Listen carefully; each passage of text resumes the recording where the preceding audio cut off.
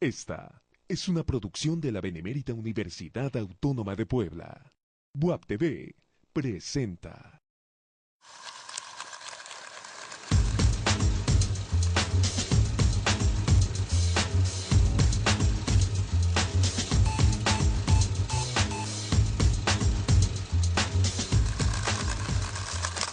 El Rey Midas de Hollywood es un cineasta odiado por muchos y amado por algunos. Un director visionario sin el cual sería imposible entender al Hollywood de nuestros días.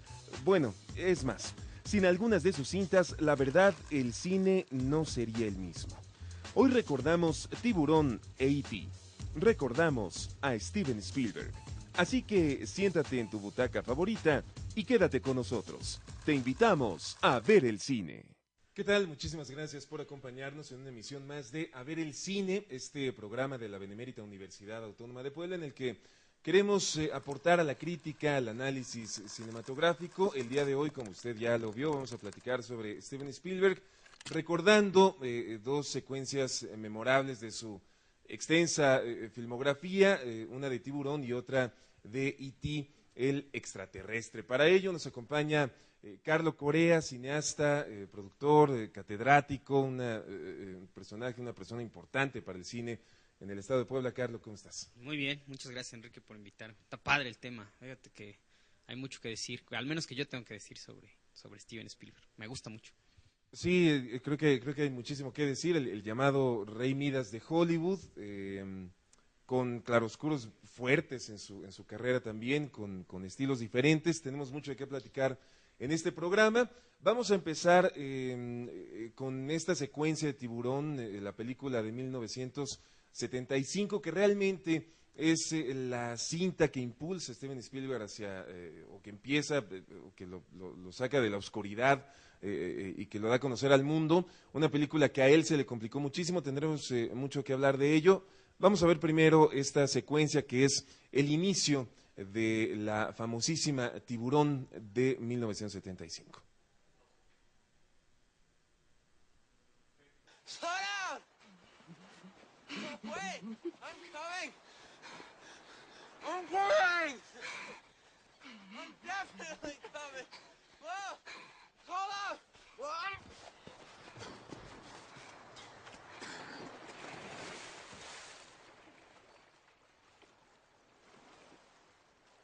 I can swim!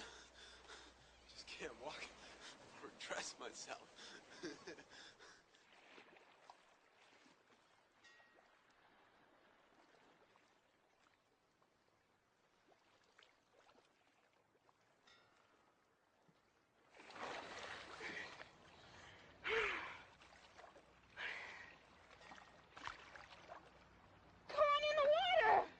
Take it easy.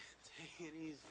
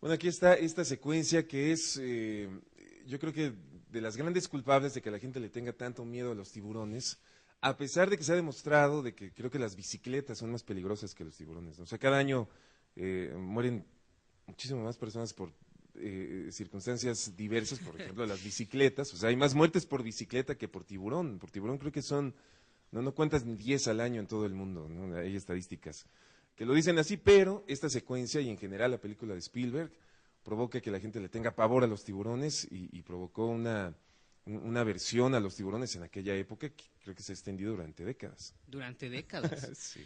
Y tiene que ver con esa capacidad que se refleja muy bien en esta secuencia del misterio que logra Spielberg, ¿no? Creo que algo de su capacidad muy desarrollada es cuándo enseñar y cuándo no, ¿no? Y cómo cortas eso, ¿no? Todo este estruendo que hay en esta secuencia y que después se vuelve silencio, es un recurso muy simple, pero muy claro, ¿no? Que cualquier espectador de todo el mundo sabe que ya pasó algo, ¿no? Y ese es lo que lo hace tan fuerte. No, Spielberg ha logrado transformar de muchas formas la forma en que vemos el cine, ¿no? Es decir, el Tiburón logró después de unos cuantos años que una musiquita, en esa película pues, después de una musiquita ya la gente se espantaba, ¿no? Todavía no veía nada, era un plano del mar bonito. Si le hubieras puesto una música de fondo de Debussy hubiera sido increíble, pero con ese tonito que le pone, todo el mundo ya se espantaba. Condicionó al espectador. Sí, de la banda sonora de John Williams, famosísima, que empieza ahí una colaboración importante con Spielberg y que lo sigue a lo largo de su carrera. Estamos viendo en esta secuencia también, Carlo, una característica de Tiburón, que sabemos es una cinta que duró semanas más. Spielberg estaba desesperado, el tiburón mecánico se descompuso y tuvieron muchos problemas. Spielberg dice que creo que no quiso volver a filmar en agua porque es demasiado complicado. Y vemos una de las características de la película que es, desde esta secuencia, que es que el tiburón aparece poco, ¿no? O sea, el tiburón es la presencia a la que más tememos todos ahí.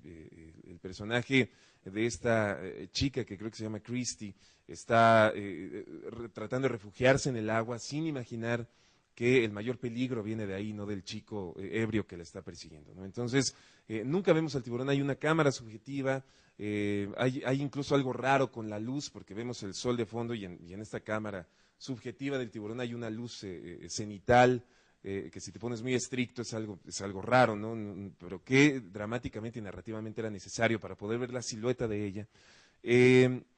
Y el tiburón está muy presente sin que esté a la vista. Y eso pasa durante toda la cinta, en parte por esta creatividad que necesitó Spielberg hacer surgir de su mente, de su ser, de su sentido artístico, porque el tiburón mecánico no funcionaba correctamente.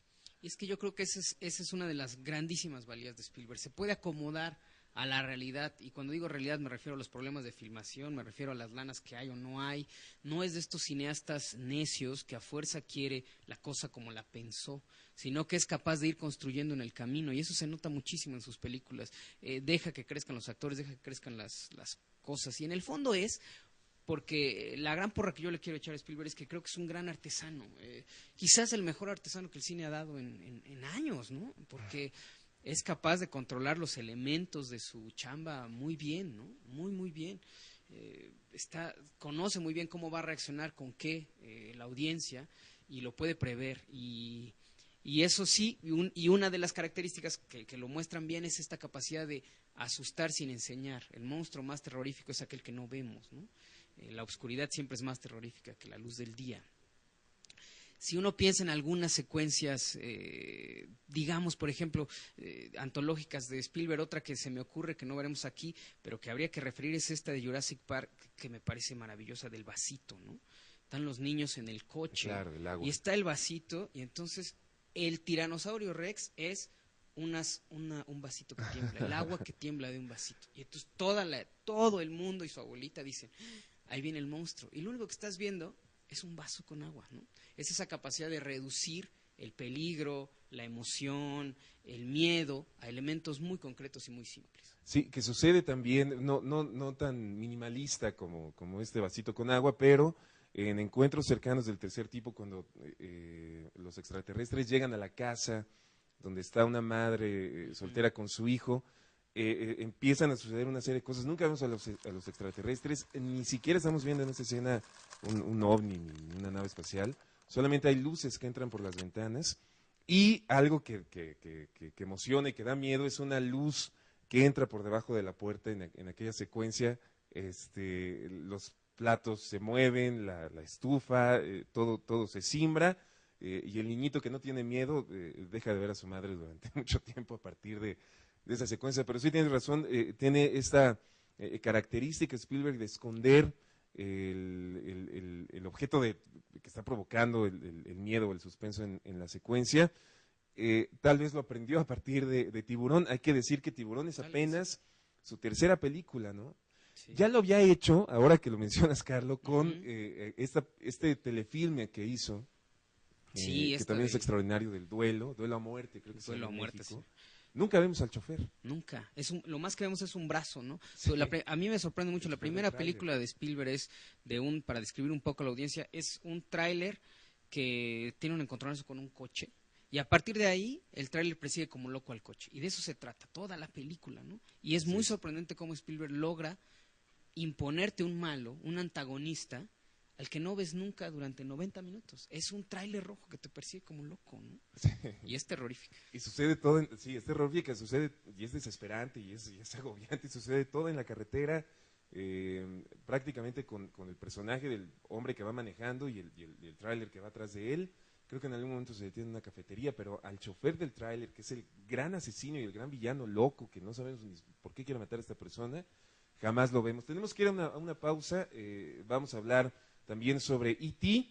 y, bueno, todo lo que va a ir surgiendo. Hay mucho de qué hablar sobre Steven Spielberg. Regresamos, no se vayan, esto es Saber el Cine.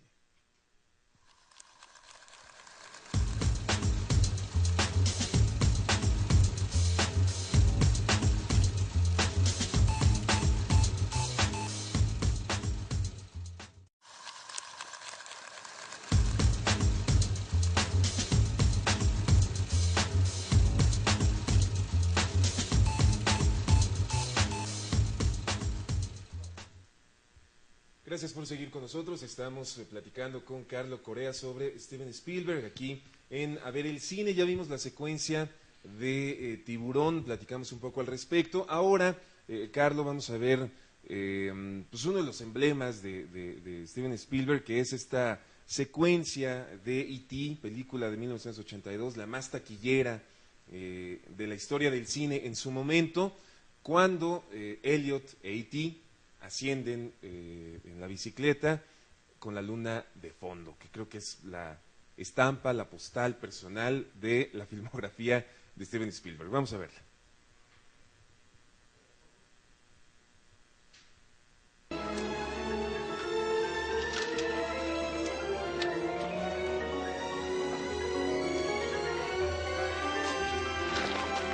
It's too bumpy. We'll have to walk from here. Hey,